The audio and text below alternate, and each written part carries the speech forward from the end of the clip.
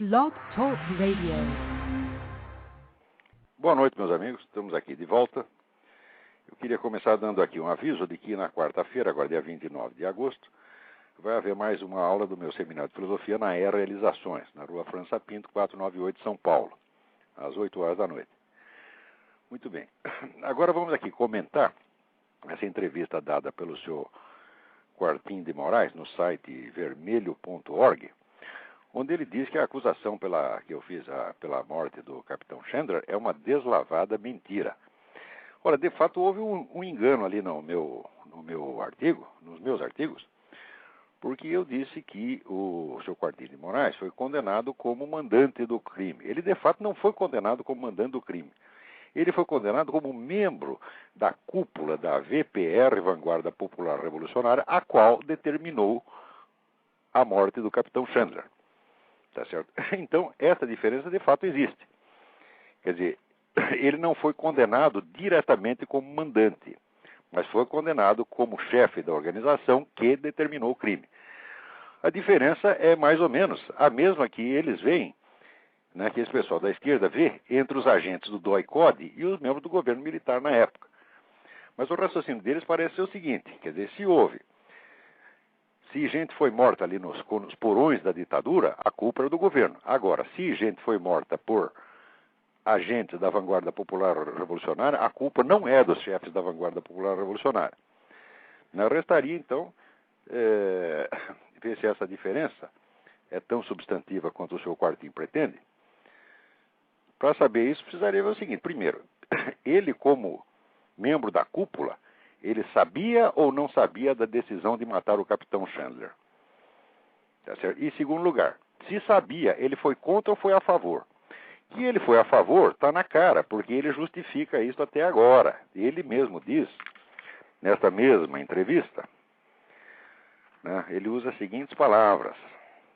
O militar estadunidense era veterano do Vietnã e tinha vindo para cá para cooperar com os serviços policiais da ditadura. Isso justifica a decisão de matá-lo?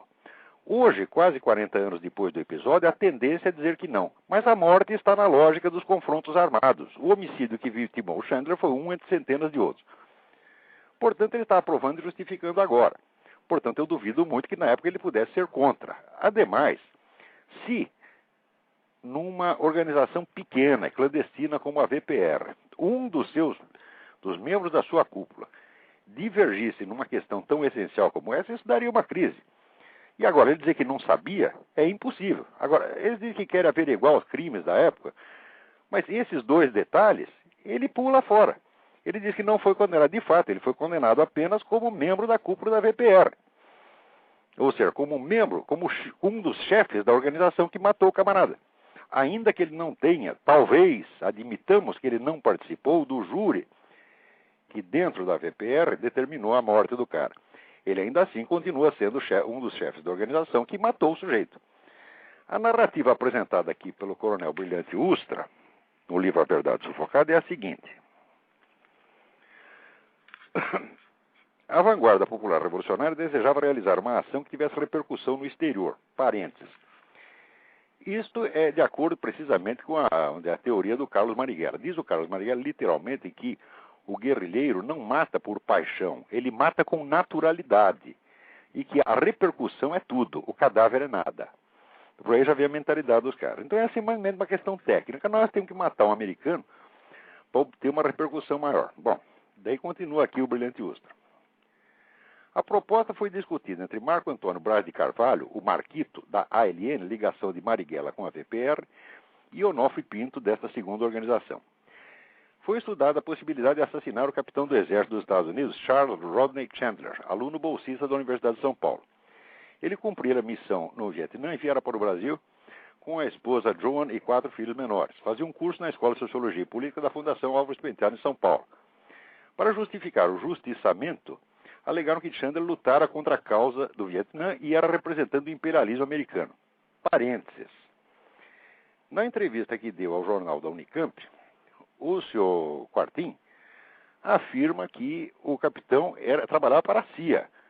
Ora, aqui nos Estados Unidos, qualquer menino de escola sabe que é impossível um capitão da ativa do Exército servir na CIA. Isso não existe. Na CIA só entra funcionário concursado. Não se entra na CIA assim, porque está no exército e foi chamado para servir na CIA. Isso simplesmente não existe aqui. Quer dizer, a coisa é uma balela, inventada para impressionar, para enganar as pessoas. Quer dizer, oficiais do exército não trabalham para a CIA. Quem trabalha para a CIA é funcionário da CIA. E as duas coisas não se interpenetram. Mas, prossigamos. Novo Tribunal Revolucionário e novos honoráveis juízes foram convocados: Onofre Pinto, João Quartim de Moraes e Ladislas Dolbor. Todos da VPR condenaram-no à morte. Em seguida passaram a ação. E daí conta como é que foi o atentado que fuzilaram o negro na frente da mulher e dos filhos. Então, olha, aqui está dito que o Quartim de Moraes participou do Tribunal Revolucionário. Mesmo que ele não tivesse participado deste Tribunal Revolucionário, ele continua sendo responsável pela morte do capitão. Por quê? Porque era o chefe da organização, um dos chefes da organização que tomou a decisão. Então, agora imaginem vocês, a distância burocrática, que existe na escala burocrática, entre um presidente ou um ministro de Estado e um executor de ordens, o DOI-CODE, é imensamente maior do que aquela que dentro de uma organização pequena, como a VPR, pode haver entre sua cúpula e os executantes do homicídio. Portanto, o mágico Quartim poderia alegar, que aliás ele nem alega, que ele não sabia. É só o que faltava agora, dizer eu não sabia. Então ele entra, né, no método socrático luliano, eu só sei que nada sei. Ou então vai dizer, eu soube, mas fui contra. Ele escapa dessas duas questões. Se ele sabia, ele foi corresponsável, mesmo não tendo participado do Tribunal Revolucionário. E note bem, se não chegou a ser condenado por esse crime especificamente, foi condenado apenas como membro da cúpula da VPR, foi por causa dos cuidados, tá certo, jurídicos, da escrupulosidade jurídica do governo naquele tempo. Note bem que o próprio Quartim, ele diz aqui, na entrevista dele, que eu fui denunciado nos termos do artigo tal. Por que duas leis diferentes? Porque, respeitando nesse ponto um princípio universal do direito penal, a acusação se fez pela lei de 1967, para os fatos ocorridos durante sua vigência, naqueles artigos que eram menos draconianos do que a lei de 1969. Isso é importante ver. Todos os acusados naquela época foram julgados dentro da lei com todo o direito de defesa. Isso nunca aconteceu com ninguém acusado de nada em Cuba, tá certo? E nem em nenhum outro regime comunista. Mas a nossa ditadura truculenta, draconiana, maligna, ela fazia isso, ela julgava os caras. E, ademais, ainda tinha esse cuidado, vamos dizer, de aplicar ao indivíduo somente as leis pertinentes, tá certo? E escolhendo aqueles que eram, segundo o próprio Quartim, menos draconianos, né? Pergunto eu, o capitão Chandler foi julgado de acordo com o mesmo critério? Deram a ele este direito? É claro que não. Por outro lado, na mesma entrevista, né, o autor da entrevista diz aqui: parece que o objetivo principal desses ataques, se referindo ao que eu escrevi no meu artigo, é alimentar nos quartéis a animosidade contra a esquerda, impedindo qualquer tipo de diálogo. Ora, aí é que foi onde eu toquei no ponto dolorido, porque o Quartim é o grande especialista em esquerda militar. Dentro desse esquema comunista, ele é o sujeito articulador da nova penetração da esquerda dentro dos quartéis, a qual já obteve muito bons resultados, como se vê pela transformação da ESG e por outros fatos de maior gravidade, entre os quais a participação do brigadeiro Ferola naquele simpósio que teve na Bolívia para tramar guerra revolucionária anti-americana. O Ferola diz que não esteve lá, mas o fato é que a participação dele consta no site oficial do governo da Bolívia. Ele dizer que não foi é pura desconversa. Por quê? Para participar de um congresso você não precisa ir fisicamente, você manda a comunicação, ó raios.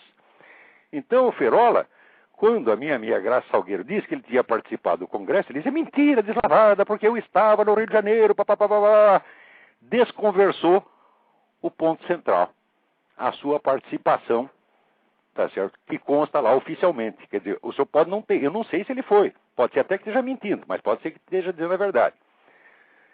Então, se não foi fisicamente, mandou a comunicação que consta lá no site oficial do governo da Bolívia. Então o governo da Bolívia está mentindo contra o pobre Ferola, e restaria saber por que o governo da Bolívia ia fazer isso, ou então o Ferola está mentindo, está desconversando. ou porque ele foi realmente e disse que não foi, ou porque ele não foi fisicamente e só foi através da comunicação. Ora, eu mesmo já participei de simpósio, teve simpósio de lógica, simpósio segundo o Congresso Internacional de Lógica, 2 anos atrás, em Lausanne, na Suíça. Eu não podia ir fisicamente, mandei a minha comunicação. Ela está lá, consta dos anais. Isso é muito comum. Se você não pode ir fisicamente, ou porque você está sem dinheiro, ou porque está ocupado, ou por qualquer outro motivo, você manda a comunicação, ela é lida lá e consta dos anais. Então você participou sim. Então o senhor Ferola participou sim, e ele está desconversando e mentindo, está entendendo? Quando diz que não participou. Ou então o governo da Bolívia, malignamente e sem razão, está mentindo contra o pobre Ferola. Agora, esta participação do Ferola já mostra até que ponto é profundo o contato, a penetração dentro das Forças Armadas brasileiras, visando a transformá-las em órgão da Revolução Continental Chavista. Ora, um dos agentes principais disso é o seu Quartim. E acontece que o Quartim, num certo momento, ele disse que não é, vamos dizer, em nome das boas relações com os militares que nós vamos esquecer os crimes deles. Ou seja, vamos continuar perseguindo até o último, enquanto os nossos crimes têm todos que ser esquecidos, ou até premiados. Na hora que ele disse isso, uma coisa é ele dizer no site vermelho.org que só comunista lê. A hora que eu botei isso num jornal de circulação nacional, foi um Deus nos acuda, foi o pânico. Ah, ele vai estragar a nossa operação. Ele vai jogar os militares contra nós. Não, eu vou jogar os militares contra vocês. Vocês é que estão contra eles. Vocês querem usá-los, querem se aproveitar deles e ainda querem continuar perseguindo os colegas deles que fizeram coisas contra vocês 30 anos atrás. Ou seja, vocês querem tudo, vocês querem obter tudo em troca de nada. Vocês não concedem nada. Tá certo? Mas vocês podem conceder para os militares é o quê? Dinheiro do governo, dinheiro tomado do povo. Tá certo? Então vocês dão dinheiro dos outros, tá certo? Mas de vocês, né, vocês não cedem nada. A diferença de tratamento é tal, vamos ver até que ponto isso vai. Por exemplo, você matar um prisioneiro inerme é sem dúvida um crime hediondo. Isso nunca devia ser anistiado, nem para um lado nem para o outro. Tá certo? Note bem, eu tenho muita autoridade para falar disso, porque quando houve o assassinato do Herzog, Vladimir Herzog, eu, que era um cara que estava afastado de qualquer militância política, eu voltei para ajudar a fazer a campanha que denunciasse o crime contra o Herzog.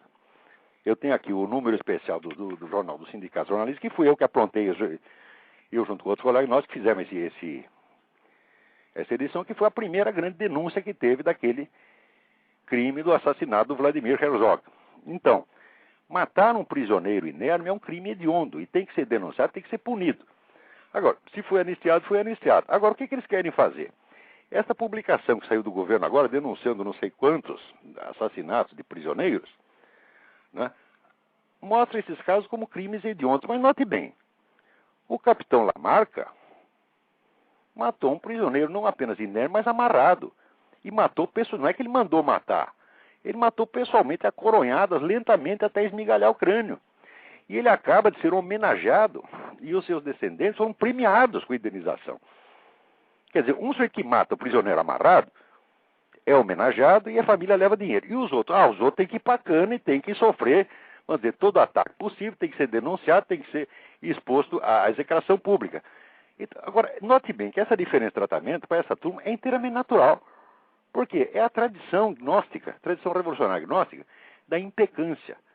Nós não temos pecado, nós representamos um futuro melhor. Portanto, o que quer que nós façamos no presente já está perdoado de antemão. Nós temos direito a tudo. Isso é o que diz o Marighella, quer dizer, o guerrilheiro mata com naturalidade. Eles têm o direito de matar, né? Mesmo à custa de inventar pretexto, para dizer que esse capitão trabalhava para a CIA. Digo, espera um pouquinho. Se eu tenho que provar que você é responsável pela morte do capitão Chandra, coisa que já está provada pelo simples fato de você ser chefe da VPR, ainda que não tendo participado, como você diz, do Tribunal Revolucionário, por que você não tem que provar que o capitão Chandra era da CIA? E além disso, o fato de ser da CIA, tá certo, significa que ele estava trabalhando para a repressão? E mesmo o fato de estar trabalhando para a repressão justifica que você ou a VPR o condene à morte? Com que autoridade? Ora, na época havia tribunais constituídos, havia eleições, tá certo? Havia muito mais liberdade de discussão, porque note bem, isso foi em 67, 68. Não foi depois, porque depois veio a censura terrível à imprensa. Nessa época não era assim. Nessa época se discutia as coisas livremente. Tá certo? Toda a chamada esquerda desarmada, o partidão, falava o que queria, não só falava o que queria, como era ajudado pelo governo. Porque a principal editora comunista, que era a editora Civilização Brasileira, isso me foi contado pelo Enio Silveira pouco antes de morrer, diz ele, ela viveu de dinheiro do governo militar durante todo aquele tempo. Tá certo? E havia um monte de jornais. Veja, se você procurar os jornais anticomunistas nas bancas, não tem um. Não tem um. A única coisa que tem, mas é ter o mídia sem máscara na internet. Nas bancas não tem nada. Naquela época tinha 5 ou 6. Tá certo? Você tinha opinião, você tinha o movimento, você tinha o fato novo, você tinha um monte. Era chamada imprensa nanica, que era muito rica. Tem lá o Fernando Gasparinha botando dinheiro atrás dessa coisa toda, você sabe perfeitamente disso. Então, vocês nunca estiveram sob a situação de silêncio opressivo que vocês estão impondo a nós hoje. E note bem, eu sofri a censura naquela época, porque eu trabalhava na editoria política do Jornal da Tarde, não foi nenhuma, nem 2, nem 3 matérias minhas que foram jogadas no lixo pelo censor. Eu sei o que foi a opressão naquela época. Eu estava totalmente contra e combati isso até o último dia. Tá certo? Agora vocês não. Vocês estão fazendo hoje coisa pior. Porque vocês querem o silêncio total. Vocês não aceitam que tenha um sujeito contra vocês. Quando tem um sujeito isolado, você já se mobiliza todos os partidos para calar a boca do nego. Você não pode ter nenhum. Naquela época tinha um montão e o governo tolerava. E a instrução era tolerar. A instrução do governo militar é a seguinte: nós vamos perseguir a esquerda armada, mas a esquerda desarmada nós vamos deixar. Não só deixar vocês falar, como deixar vocês tomar conta das universidades. Note bem, nunca a indústria do livro esquerdista no Brasil prosperou tanto quanto durante a ditadura. Isso é você acompanhar os registros da Câmara Brasileira do Livro e você vai ver se existiu tanta perseguição, censura, etc. Como é possível isso? Como é possível a prosperidade, tá certo, de uma indústria que está proibida? Nunca esteve proibida, vocês falavam o que queriam, porra. Tá certo? Agora, hoje não é assim. Tem gente na linha, mas eu vou terminar de explicar isso aqui. Muito bem. Então, quer dizer, seu Quartim, de fato, eu retifico, o Quartim jamais foi condenado como mandante do crime. Foi condenado como dirigente da VPR que foi a mandante do crime. Tá certo? É uma belíssima diferença. Agora, essa diferença, vamos dizer que é apenas um detalhe jurídico, tá certo? Que, vamos dizer, que mostra a escrupulosidade da justiça militar no tempo da ditadura. Ele se prevalece disso, ele se prevalece da própria escrupulosidade dos seus inimigos, para agora dizer que é a mentira deslavada. É a mentira deslavada, sim. Quer dizer, você não foi o mandante direto, você foi o chefe da organização mandante. Tá bom? Tá corrigido, fica corrigido aí, Quartim. Mas como eles me chamam só de seu O de Carvalho, vou passar a chamar de seu Q. Moraes. Olha aqui, seu Q. Moraes. Agora, outra coisa. Esclarecido este ponto, vamos agora ver o tratamento que eles dão a mim nesta entrevista. Olavo de Carvalho, um ideólogo de extrema-direita, e que é, vamos dizer, como é que se diz aqui? É até bonito o negócio. Que tudo que eu falo é em função do meu... Aqui, é um provocador alimentar por seu notório fanatismo anticomunista. Então vamos ver esses 3 termos. Fanatismo, extrema-direita e ideólogo. Então, primeiro, seu Q. de Moraes. Fanático é a puta que eu pariu. Tá certo? Por quê? Se vocês que matam em nome do comunismo não são fanáticos, então fanático sou eu que só escrevo contra vocês. Nunca matei comunista nenhum. E quando mataram, tá certo? Eu fui denunciar. Eu estive entre os primeiros denunciantes do assassinato do Vladimir Herzog. Eu já vi... E vocês? Alguma vez vocês foram denunciar algum assassinato cometido contra alguém da direita? Você já defendeu algum cadáver da direita? Já escreveu uma palavra em favor do sargento Mário Cosel Filho? Ou em favor do Oswaldo Lovecchio, cuja perna vocês arrancaram num atentado? Que era um sujeito que não tinha nada a ver com a história? Não, vocês não dizem uma palavra em favor dessa gente. E o fanático sou eu. Quer dizer, vocês podem matar quanto quer. E eu não posso nem mesmo reclamar. Isso é fanatismo. Segundo lugar, você não sabe o que é extrema-direita, rapaz?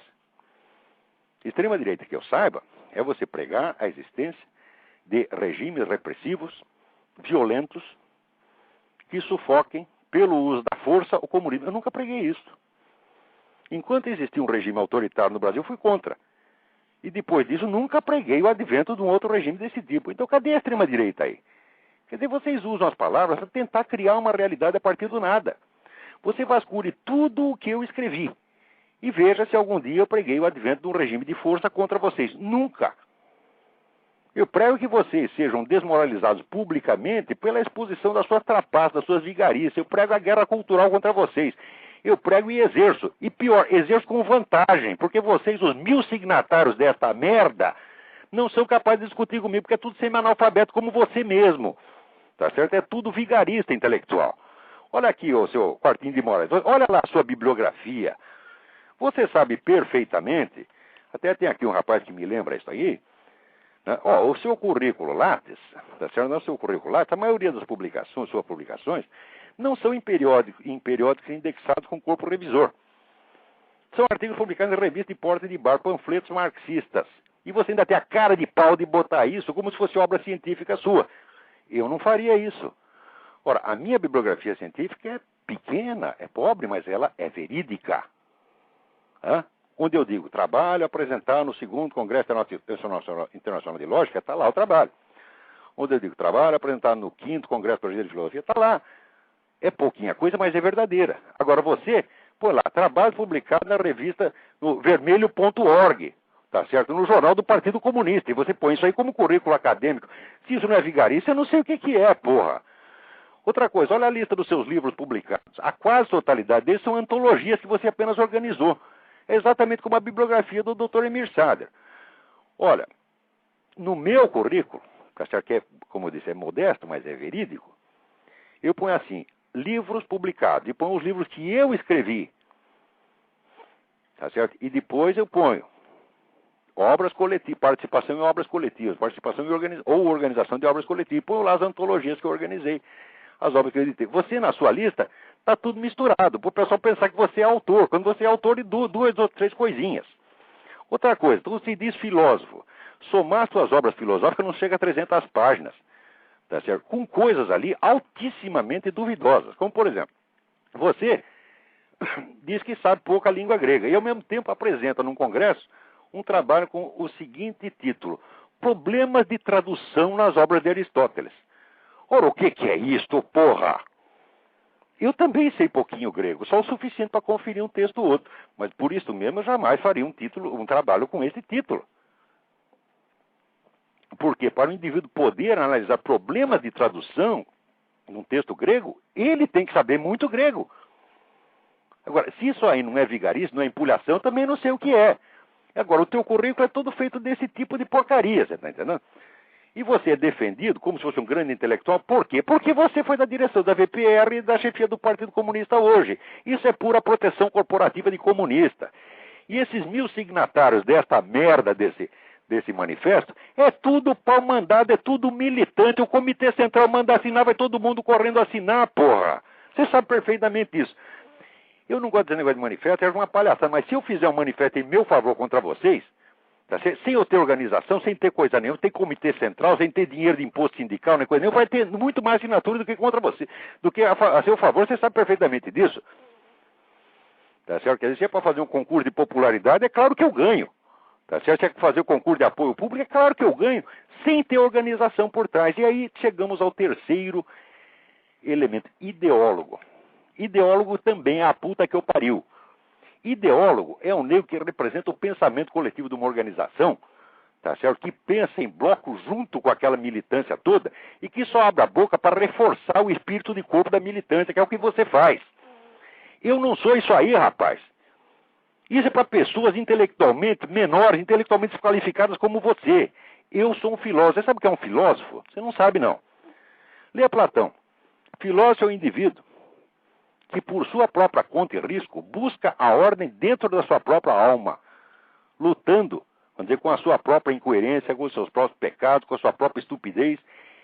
E à medida que vai encontrando algum princípio de ordem dentro da sua própria alma, usa esta ordem interna, essa ordem da alma, como parâmetro para observar e julgar a desordem da sociedade.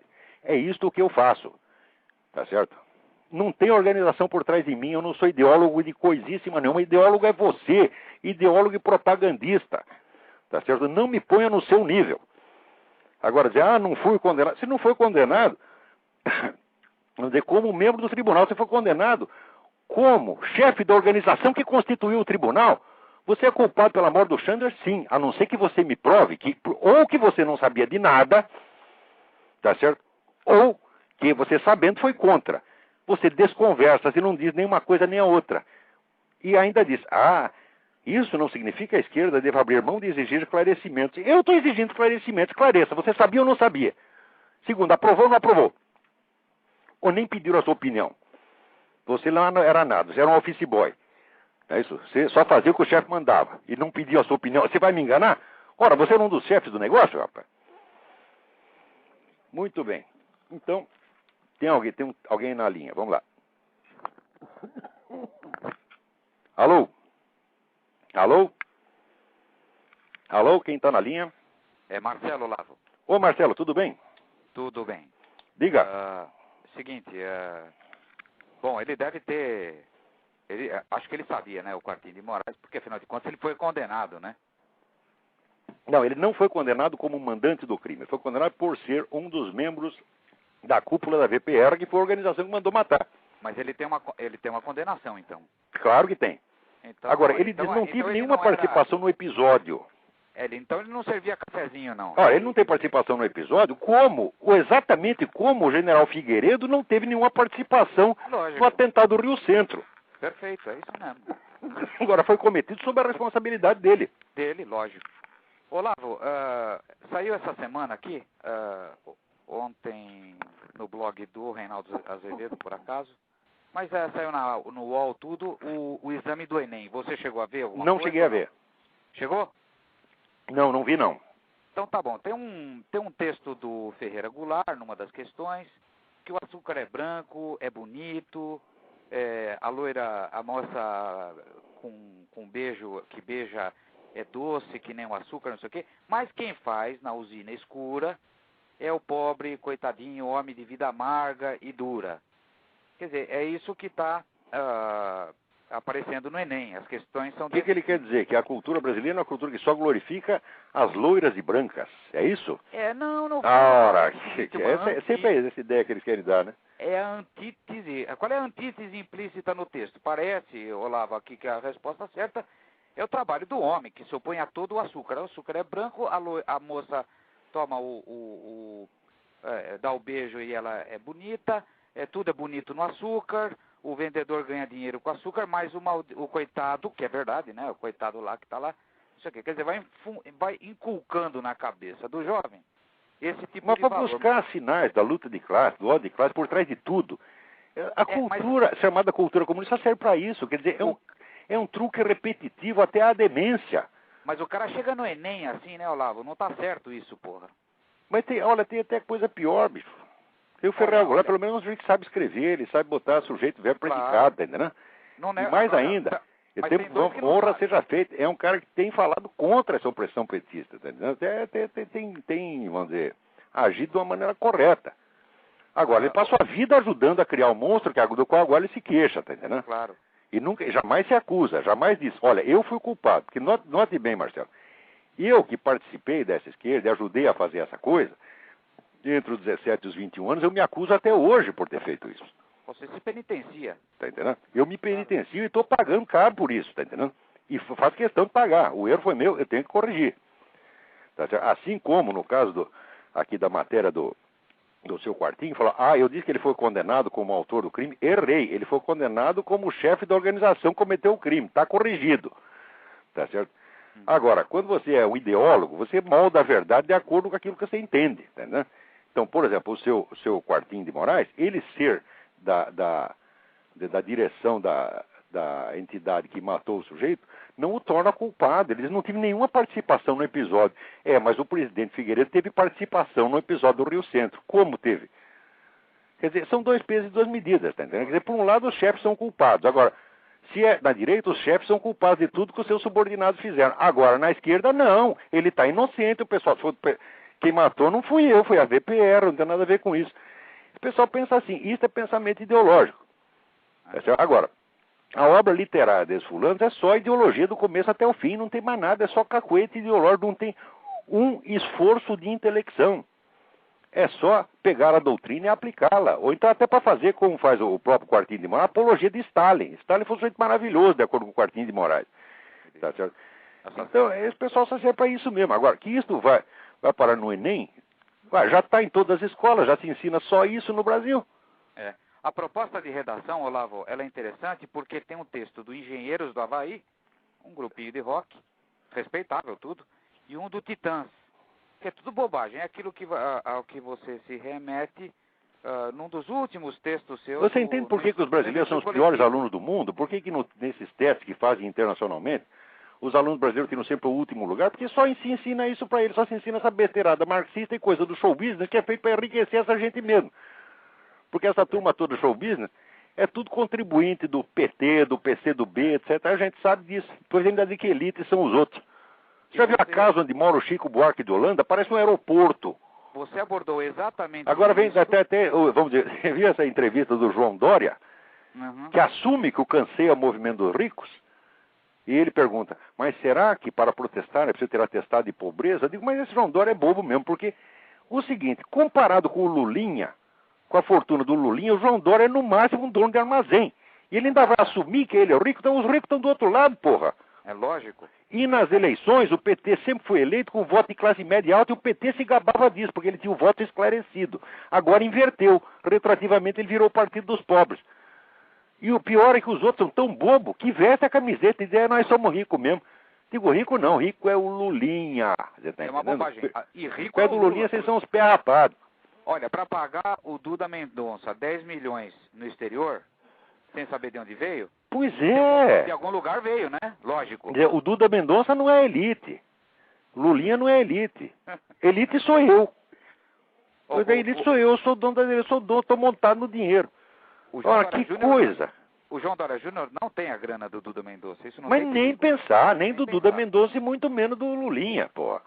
Mas eu queria só comentar com você esse negócio do Enem, porque você faz alusão a isso, que é a destruição da cultura verdadeira, da falsa literatura, você diz imitação de literatura, num dos últimos textos seus, do Imbecil Coletivo, que é altamente Pois é, isso é recomendável imitação de subliteratura. Exatamente. Confundir Engenheiros do Havaí, ou Titãs, ou o Caetano Veloso, que é a quem você fez alusão na época, com verdadeira literatura, é crime contra a intelectualidade, é crime contra a cultura. Como é que é? É genocídio cultural, é destruição de uma cultura nacional, é substituição por lixo. Agora, eles mesmos fazem isso e depois sabe o que eles fazem? Eles dizem, isso é culpa do mercado, foi o mercado que fez. Como se o mercado tomasse essas decisões. Vai ver os caras que decidem a programação de todas essas gravadoras, de todos esses canais de televisão. Quem decide, toda a indústria cultural só tem esquerdista do primeiro ao último. Então eles enchem de lixo por decisão própria e depois dizem, tá vendo? É a degradação causada pelo mercado, as forças irracionais do mercado. A força irracional do mercado é você mesmo, seu filho da puta. Isso é de uma hipocrisia monstruosa. Quer dizer, eles se escondem através de nomes. Forças irracionais do mercado, quando você vai ver, é eles mesmos, pô. Nenhuma, é ele mesmo, são eles mesmos, não tem força nenhuma, somos nós mesmos. Olavo, eu vou te deixar um abraço. Obrigado. E até a próxima. Até a próxima. Agora, só continuando mais um pouquinho aqui com a entrevista do seu Q de Moraes, né? Ele, para mostrar que eu sou um sujeito mentiroso, ele diz aqui, ele pega 2 trechos que ele mesmo chama de deboches. Ora, quando você faz um deboche, o deboche não é a verdade literal, o deboche é um exagero retórico, evidentemente, tá certo? Mas ele, por um lado, chama de deboche e depois trata como se fossem informações literais, né? E eu, usando aquele parágrafo que o Q de Moraes fala das fugas de escravos, né? Quer dizer, para provar que a escravidão brasileira era cruel, que era mesmo, ele usa as fugas de escravos, tá certo? Mas ele nem liga para as fugas imensamente maiores de gente do paraíso comunista, tá certo? Então, dizendo isso, muita gente fugiu, os ingratos, né? Fugiram do paraíso comunista. E daí diz eu mesmo, cínico e indiferente à ternura que jorra do coração do professor Kifuri, que é o próprio Q de Moraes, fugi para os Estados Unidos antes que desse na veneta filantrópica do indigitado a ideia de constituir às pressas mais um tribunal revolucionário e me mandar para o Beleléu. Então, olha aqui, note bem, se ele não... Quem foi que constituiu o Tribunal Revolucionário? Foi a VPR. Se ele não era membro do Tribunal Revolucionário, ele, como membro da cúpula, ele ajudou a constituir o tribunal. Ou também não ficou sabendo de nada? Ou foi contra? Então, me esclareça, seu Q. de Moraes. Você não sabia de nada? Você foi contra? Eles, não vamos matar capitão nenhum. E os desgraçados mataram contra a sua vontade? Ou então você estava lá de inocente, não sabia de porra nenhuma que nem o Lula? Ora, porra! Muito bem. Mas daí ele diz, aqui, compare-se essa acusação debochada com o Adeus ao Globo, que ele próprio escreveu em 5 de julho de 2005. Daí ele citando a mim. Querem saber do que mais? O corte brutal do meu orçamento doméstico, quando da minha demissão do Globo, é nas presentes condições uma libertação. Vou mais é para Virginia Beach tomar banho de mar, ouvir as bandas, etc, etc. Daí comenta o seu Q. de Moraes. Declara, pois, com todas as letras que deixou o Brasil para ir tomar banho de mar no país do sonho americano. Mas na hora de me insultar, pretende ter fugido de lá a fim de não ser mandado para o Belhão. Ó, seu Q. de Moraes, o seu APQP de Moraes, porra. Não é possível o sujeito ser mentiroso desse jeito. Eu, quando escrevi artigo em 5 de julho, fazia 2 meses que eu morava aqui nos Estados Unidos. Eu não saí do Brasil para ir tomar banho de mar na Virgínia. Eu saí de Richmond para ir tomar banho de mar em Virginia Beach. E qualquer pessoa que tenha acompanhado os meus artigos sabe que eu estava aqui desde maio. Ou seja, a minha saída do Brasil não tem nada a ver com esta coisa de ir para Virginia Beach. Você é que quer dar a ideia de que eu, tá certo, vivo como vocês. Porque vocês, quando a situação aperta, tá cheio de partidos comunistas no mundo, de organizações de ONGs que arrumam apartamento, arrumam emprego, e vocês ficam lá sendo... É que nem tem um negócio do Juca Chaves, agora você infeliz lá em Paris. Você, assim, o negócio engrossou, você vai ser infeliz lá em Paris. Como você de fato foi, tá certo? Foi você, foi Márcio Moreira Alves, morava num apartamento duplex lá, tinha gente de champanhe, tá certo? E depois fica chorando e ainda diz, a tortura faz parte da minha experiência pessoal. Ora, meu filho, eu ouvia falar da tortura, não era em Paris, era nas redações onde as pessoas eram presas. Tem um amigo meu que foi preso lá dentro. Quer dizer, eu estava ali correndo risco, e você? Estava lá sofrendo em Paris. Ora, pô, e agora vem dizer que eu que saí do Brasil... Ele disse que eu deixei o Brasil para ele tomar banho de mar no país do sonho americano. Vai mentir na puta que eu pariu. Ora, eu disse que você é assassino e você, como membro da VPR, você é assassino mesmo. Porque foi a VPR, se você não foi membro do Tribunal Revolucionário, como diz aqui o brilhante Ustra, que pode ter até se enganado, e se ele se enganou, eu vou verificar e eu mesmo vou corrigir, porque eu não tenho nenhum interesse em te acusar do que você não fez, porque você já é tão ruim na realidade que eu não preciso te piorar. Você está entendendo? Se eu errei, se ele errou nesse ponto, eu vou verificar e eu mesmo corrijo. Ele, de fato, não foi condenado por isso. Ele foi condenado por ser membro da direção da VPR, a qual constituiu o Tribunal Revolucionário. Por que você não conta a história inteira? Muito bem. Vamos passar para outro assunto. Tem mais gente na linha aí. Vamos lá. Diga. Quem é? Boa noite. Aqui Oi, quem é? Daniel Mendonça. Mendonça, Daniel tudo bem? Tudo bem, eu sou São Paulo. Estou falando em São Paulo, sou aluno de medicina da USP. Sim. E eu gostaria de dizer os parabéns pelo seu programa. Obrigado. Um esforço louvável, dá para ver a sua sinceridade e tem inspirado todos nós aqui. Obrigado. Ainda tem muita gente decente no Brasil, entendeu? Se eu pudesse, se eu tivesse dinheiro, eu tirava todos vocês daí, porque aí o negócio vai ficar ruim. Obrigado. Infelizmente eu não tenho toda essa retaguarda que esse pessoal pensa.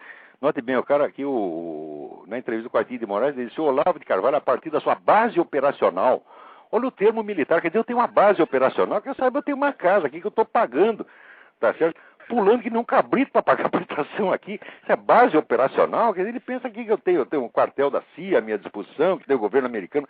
Esse pessoal vai inventar coisa, tá sozinho, tá entendendo?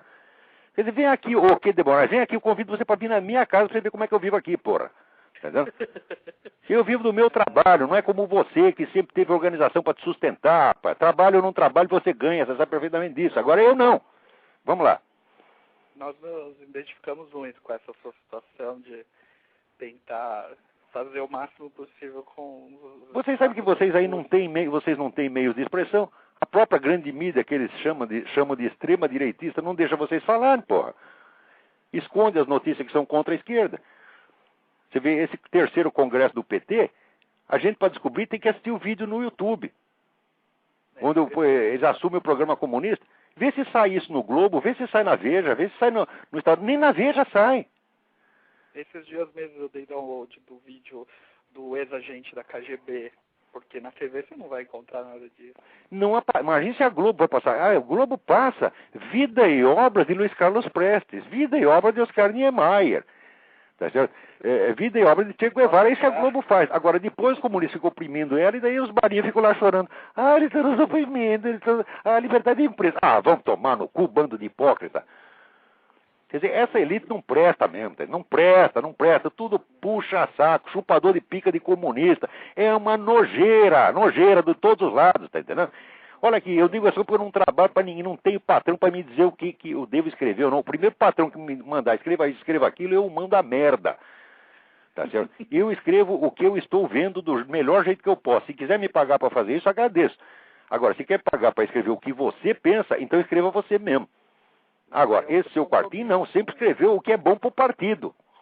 Exatamente. Quero ver, um dia ele escrever contra o partido. Não tem culhão para fazer isso. Porque isso é realmente um ideólogo, quer dizer, um porta-voz. Né? Mas vamos lá, está contando aí da Faculdade de Medicina. E meus pais, eles são comprometidos com os valores cristãos desde que eu sou pequeno, e eu sigo o exemplo deles, né, Muito bem. Olha, um brasileiro que não é contra os próprios pais.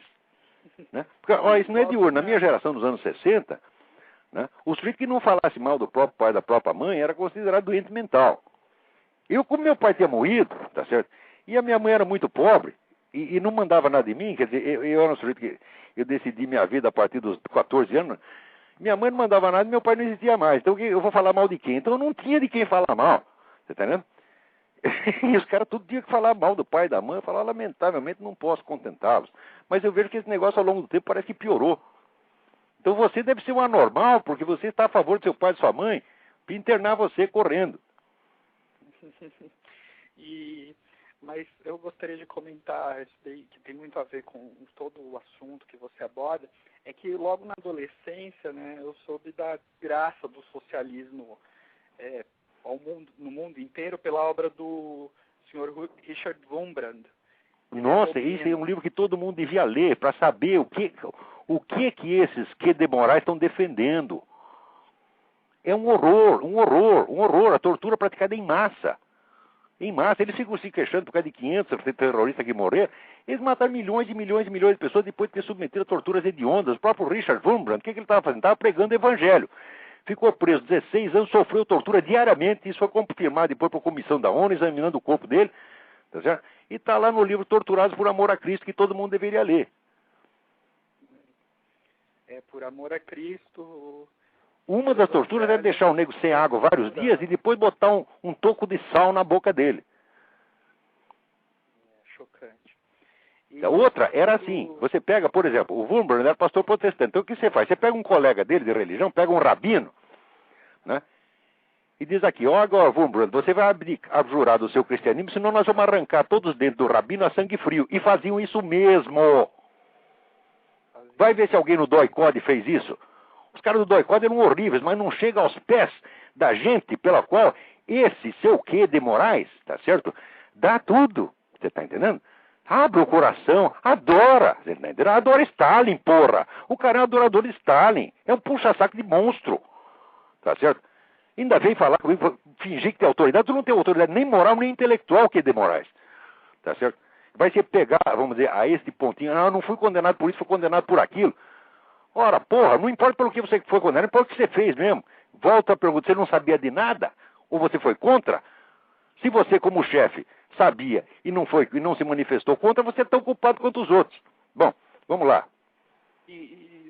Então, desde cedo eu estudei bastante esse assunto, né? Porque, como você diz mesmo, é tremendamente chocante você saber da realidade que aconteceu e que é escondida, de fato, pela mídia ou por qualquer elite ou formador de opinião. A mídia não publica isso, o Globo não publica essas coisas. Quantas vezes eu escrevia cartas para o Otávio Frias Filho. Então aqui, Otávio Frias, mataram mais não sei quantos mil cristãos lá na China, e tu não publica nada. Então, de tanto eu reclamar, uma vez por ano ele publicava uma notinha. Agora, esses 500 terroristas, eles fazem barulho por causa disso até hoje. Ora, outra coisa que ninguém investiga. Qual foi a atuação desses brasileiros exilados quando estavam em Cuba? porque todos trabalhavam para o governo cubano. Muitos deles eram membros do Serviço Secreto Cubano. Então eles estavam lá ajudando a prender e torturar cubano. E muito mais gente foi presa e torturada em Cuba durante esses 20 anos do que no Brasil. Ora, note bem, eu na época eu não aprovei tortura nem coisa nenhuma, eu combati. Eu me arrisquei. Eu arrisquei minha vida escondendo, refugiado em casa. Tá certo? Ainda fui dar a cara a tapa, escrevendo contra isso, fazendo jornal do Sindicato Jornalista. Quer dizer, eu não estou falando por motivos ideológicos, estou falando por motivo moral. Eu digo, os crimes da ditadura são hediondos e devem ser condenados, mas não se compara com aqueles que esses comunistas desgraçados cometeram. Quer dizer, a gente tem que ter um pouco de senso das proporções. Por isso que eu estou falando, Platão fala a ordem da alma. A ordem da alma é você ter a racionalidade, ter o senso da hierarquia, o senso das proporções entre as coisas.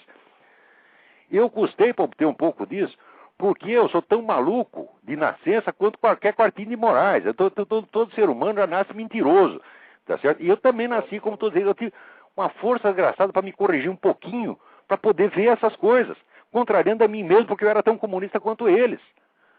Pela graça de Deus, hein? A graça de Deus. Tem que ser a graça de Deus, porque se fosse depender de mim, eu estava mentindo até hoje. Por quê?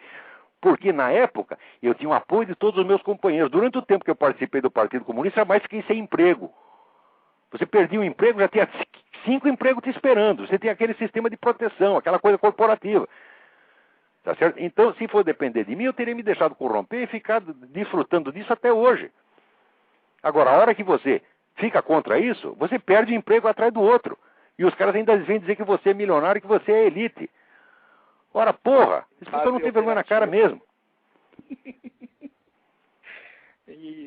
Então, Olavo, então eu tenho participado dessa luta cultural, vamos dizer assim, desde antes de perceber. E uma coisa que eu tenho avaliado no seu programa, eu acho que seria uma coisa para se pensar, é a respeito da linguagem que você tem usado. Você tem feito uma linguagem super acessível, como você sempre faz nos seus artigos, tem dado uma clareza muito grande. Só que algumas vezes é difícil, por exemplo, para mim, compartilhar desse seu programa com uma pessoa de mais idade ou mais conservadora, por causa que às vezes você usa os vocábulos para... Mas eu estou falando para você que eu sou um merda, que eu não sou um exemplo de perfeição para ninguém. Eu estou tentando melhorar aos poucos. Tem um pouco de paciência que um dia eu vou melhorar, tá bom? Por enquanto me aguenta do jeito que eu estou. Tá entendendo? Porque eu acho, não é por modéstia, eu acho que até já estou fazendo muito, pô. Tá? Quando eu puder melhorar, melhor. Quando eu acalmar um pouco, quando esses caras, quando tiver um pouco mais de paciência. Olha, para ter paciência com o Q de Moraes, você precisa ser São Francisco de Assis. Eu não sou, porra, tá entendendo? Mas, eu aguentei essa gente muito tempo. E além disso, tratar essas pessoas com educação é um insulto ao próprio nosso Senhor Jesus Cristo. Doutor Olavo, não, eu não quero que trate com educação. A única coisa que eu peço é que use algumas ofensas que são consideradas... Não há ofensas tão ruins quanto eles merecem. Ah, eu sei. Quando eu digo que um sujeito desse é um filho da puta, eu me arrependo porque eu estou ofendendo as putas. Mas, por exemplo... O que as coitadinhas fizeram? Nada. Eu devo a elas momentos maravilhosos da minha juventude, tá entendendo? Foi muito tempo atrás, porque agora eu estou velho e broxa, mas eu devo a elas bons momentos. Eu não posso falar mal das coitadinhas, tá entendendo? Elas pecaram junto comigo, mas eu não posso cuspir na cara de quem pecou junto comigo, tá entendendo? Então, quando eu chamo um Q de Moraes de filho da puta, eu sinto o aperto do coração. Infelizmente, não há palavras para qualificar essas pessoas. Transcende a linguagem humana, tá entendendo?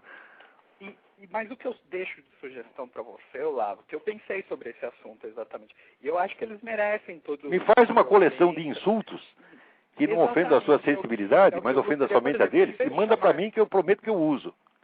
Em vez de chamar a mãe do dito cujo aí do que... Pois é uma injustiça. O que a mãe tem que ver?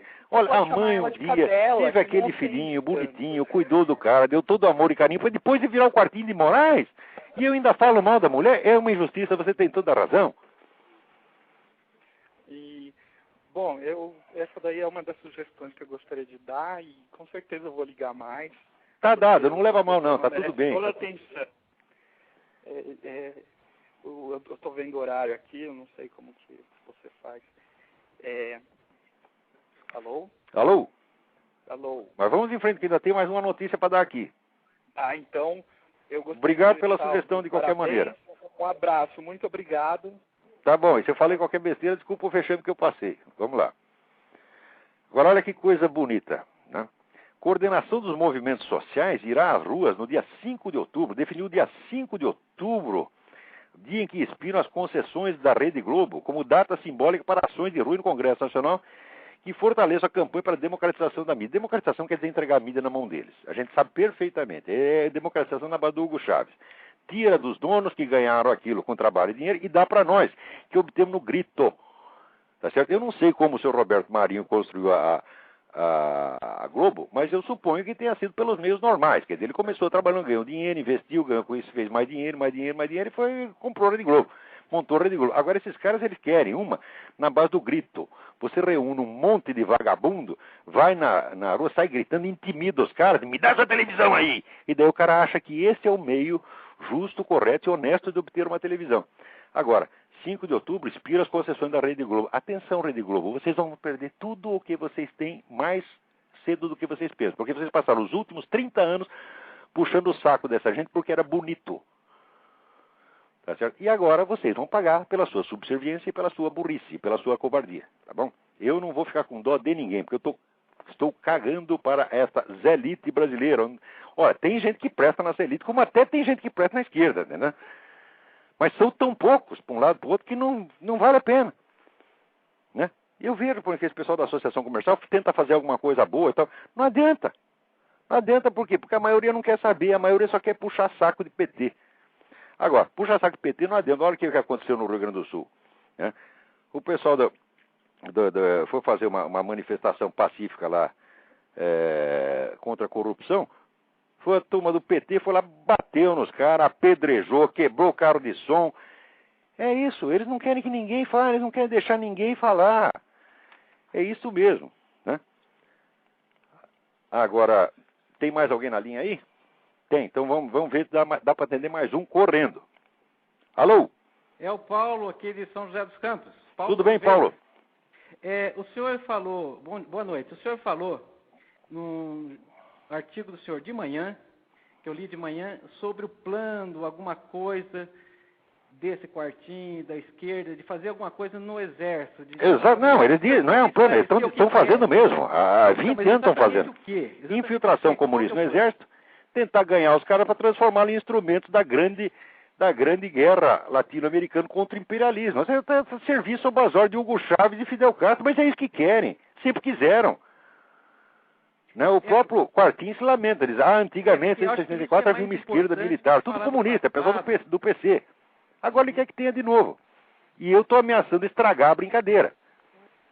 Eu acho que é importante esclarecer, porque como é que é esse mecanismo, porque o clima aqui nas comunidades da internet, se fala em golpe, terceiro mandato, que o número 3 está aparecendo todo dia na televisão. Então, o pessoal quer mais informação, quer um pessoal novo. O problema do terceiro mandato não existe, é porque Lula ou não Lula não faz a diferença para eles. Está cheio de Lulas. Tá certo? Se fabricam, se produzem Lulas como peidos, você está entendendo? É. Não é uma pessoa notável. Pode que tem milhões qualquer Heloíselina será no lugar dele. O problema não é esse. O problema é a implantação do socialismo no Brasil. Esse é o programa do terceiro congresso do PT. Está lá no YouTube. Procure terceiro congresso do PT, YouTube. Você vai ver, eles declaram. Quer dizer, é o regime idêntico ao que está lá na Venezuela, Cuba, etc, etc. Eles tiraram a máscara. Eles disseram, nós somos comunistas mesmo e vamos fazer o comunismo aqui. Agora, o Lula, ele não pode dizer isso. Por quê? Porque o Lula é o garoto propaganda. O garoto propaganda tem que passar a imagem tranquilizante. Então, quando o pessoal vê isso, o que faz? O pessoal do jornal vai correndo falar com o Lula. Lula, é verdade. Lula, diga uma palavrinha que nos tranquilize. São Lulinha, protegei-nos. É tudo um bando de puxa-saco. A elite brasileira é um bando de puxa-saco covarde. Tá entendendo? Só quer receber uma notícia tranquilizante. Mas, infelizmente, a notícia verdadeira é essa que está no terceiro congresso. Né? Quer dizer, todo mundo sabe que para conhecer um movimento político não basta você ouvir os pronunciamentos públicos dos líderes. Você tem que ouvir as discussões internas do movimento. Eu conheço. É isso? Porque os pronunciamentos públicos são só propaganda. A substância da estratégia, das decisões, está lá nas discussões internas. É um preceito que se usa em historiografia, um método historiográfico. Dar preferência, vamos dizer, à fonte primária. Eu conheço, mas quando eu falo para o grande público, para as pessoas, ninguém acredita que internamente eles falam em comunismo. Não acredita, por quê? Porque isso é um bando de boiola, um bando de frouxo, você está entendendo? Não tem coragem de encarar a realidade. No outro dia, por exemplo, uma ex-aluna minha, que eu gosto muito, uma pessoa muito querida, chamada Maria Amélia, né, reclamou porque eu chamei o general Figueiredo de covarde. Já o Figueiredo era vizinho dela. Ela falou que o Figueiredo jamais foi covarde. Não, o Figueiredo era corajoso fisicamente. Agora, intelectualmente era covarde, como foram covardes todos os milicos daquela época, que não quiseram ver a realidade. Eles achavam que combatendo guerrilha estava tudo resolvido. Não estava. Eles não tinham lido Antônio Gramsci e não procuravam se informar do que a esquerda estava fazendo naquele mesmo momento, usando até dinheiro deles mesmo. Então, covardia intelectual, os governos militares foram culpados de covardia intelectual. Agora, isso não quer dizer que fosse fisicamente covarde. Nunca, jamais acusaria eu, o general Figueiredo, de ser fisicamente covarde, que era valentia, chamava os caras para briga na rua, né? Então, agora, a covardia intelectual é ter medo de ver a realidade e ficar inventando historinha para buscar um falso alívio, que é o que todo mundo no Brasil está fazendo. Então, mas o que se pode fazer? Por exemplo, tem gente que não sei. Ir atrás dos militares. Mas os militares não sei. Eu não tenho propostas, meu amigo. Certo. Os militares... Eu não sou um gênio estratégico para bolar uma solução para o insolúvel. A situação do Brasil é desesperadora. Sim. Os militares... Você quer saber? Eu acho que já passou do tempo de reagir a isso. Era para reagir 15 anos atrás, quando eu comecei a falar. Agora não dá mais. Agora que é o conselho, junta os seus amigos e saia daí. E daí a gente fica aqui, porque ele pode fazer pelo Brasil, ele pode rezar por eles. Agora, se o sujeito quiser tentar, não, vamos tentar molar um movimento, etc, etc. De bom, eu posso dar um conselho outro, mas eu não sou um líder político, eu não posso orientar uma coisa dessa. Certo. Tá, obrigado então, deixar espaço para outro, né? Obrigado. Agora deixa eu comentar aqui uma última notícia aqui, que saiu no Estadão. Relatório critica ex-diretor da CIA pelo 11 de setembro. George Tenet é acusado de falhar na prevenção dos ataques da Al-Qaeda. É verdade, isso aconteceu e o cara falhou mesmo. Acontece que a notícia é publicada no Brasil com a ênfase totalmente errada, como se fosse um erro do governo Bush. O George Tenet foi botado lá pelo Clinton e foi botado lá para fazer isso. Eu recomendo aqui o livro do repórter Rowan Scarborough. Rowan é R-O-W-A-N, como Rowan Atkinson, Mr. Bean. E o sobrenome é Scarborough, S-C-A-R-B-O-R-O-U-G-H. O livro chama-se Sabotage, America's Enemies Within the CIA. Inimigos da América dentro da CIA. A CIA está trabalhando contra a América faz tempo. Pelo menos desde o tempo do Clinton. Agora, a culpa disso indiretamente coube ao grande herói americano Ronald Reagan. Ronald Reagan, na última semana de mandato, fez a mal burrada da vida dele, que foi privatizar uma parte do serviço da CIA. Veio a turma do Clinton, comprou tudo e começou a trabalhar para Clinton, para George Soros, para Fidel Castro, etc, etc. Então, quando se diz aqui que a CIA cometeu erros que facilitaram o 11 de setembro, é verdade, só que no Brasil isso sai com o contexto ideológico invertido. Como se fosse erro dos conservadores, não foi um erro cometido proposital, cometido contra eles. Então, leiam o livro do Scarborough e vocês vão entender o que está acontecendo aí. Muito bem, não temos mais tempo, não dá para atender mais ninguém. Muito obrigado a todos pela atenção. Aqueles cujas mensagens eu não li, me desculpem. Desculpe talvez o excesso de palavrões, ditos até contra o Q. de Moraes. Se eu me referi, por acaso, à mãe do Q. de Moraes, estou completamente errado. Deve ser uma excelente senhora, tá certo? É o seu filho que não presta. Agora, a senhora é muito boa, tá certo? Muito obrigado a todos.